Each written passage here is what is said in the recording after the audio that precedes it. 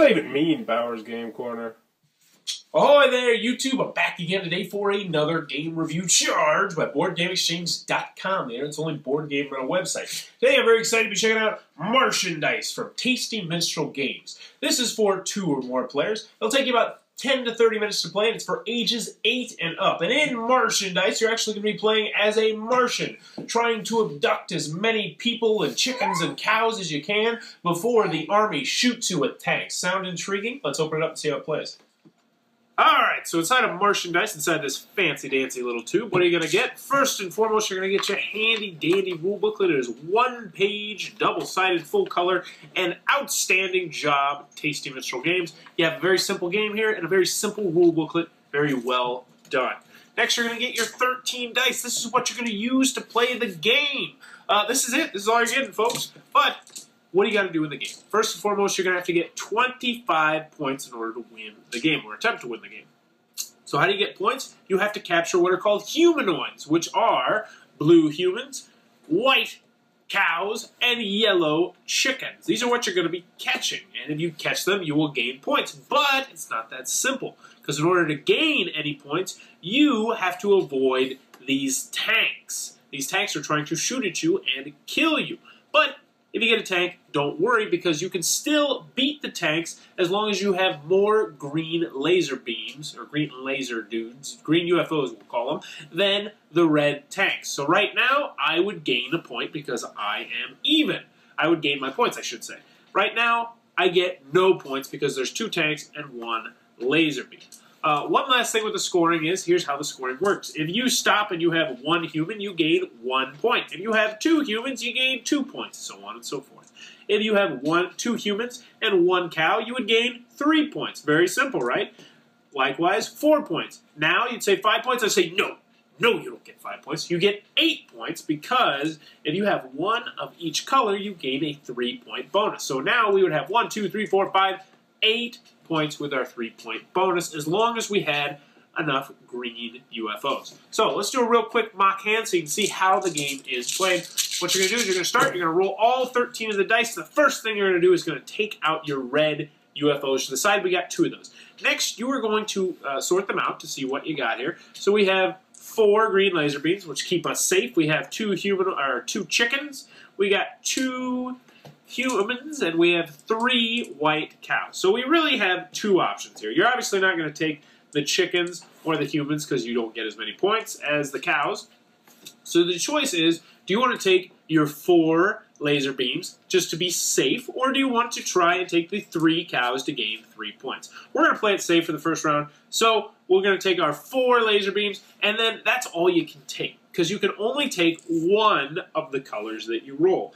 So I couldn't take the cows and the humans, or the cows and the lasers. You can only take 1 of them. So we're going to take our 1, and then you're going to roll the rest of the dice again. They're now something else. Ooh, not very good. We have 2 more tanks. So we have 4 tanks, and we have 4 lasers. So we're living on the edge a little bit there. So we got our 2 lasers, our 2 UFOs here. We got our 2 chickens, and we got our 1 cow. So we're not going to play, we're not going to be scared right now. We're going to capture these 2 chickens, which means we have 2 points. If we stopped right now, we would have 2 points of the 25 we need. But we're not stopping. We're pushing our luck. We're hoping we don't get another tank, and yikes, we got another tank. So we have 5 tanks, 4 lasers, a chicken, and a cow.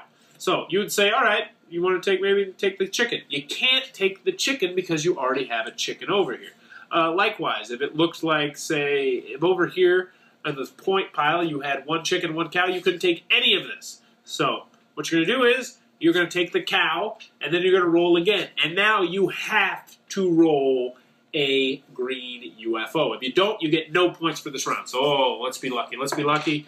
We did! We got it! We did it! We got lucky. We got very lucky. Which means we have the same number, which means they cancel out. So we're going to gain some points. Let's see how many points we got. We got 3 points. So then we pass it on. We keep our 3 points, which you just have to remember or write down.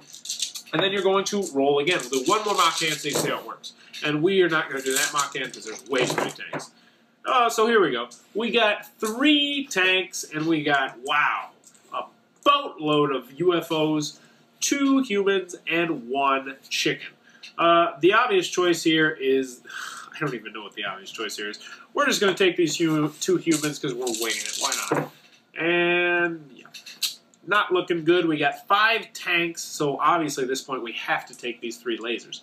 As I mentioned before, you can't take the same of one type twice. So if I already have humans over here, I can't take this human. But the exception to that rule is the lasers. You can always take the UFOs, the lasers, whatever you want to call them. So now we're hoping for more, and we are out of luck, which means this roll we would get 0 points. And we would pass on the dice, and the next person would go. And you would continue going until someone reaches 25. However, the game is not over when someone reaches 25, because at that point, you have to make sure everybody has the same, or has had the same number of turns. So if everybody has had 6 turns and only one person is at 25 points, they win. However, if someone outscores that person and gets, say, 27 points, then they don't win the game. But that is how Martian Dice is played.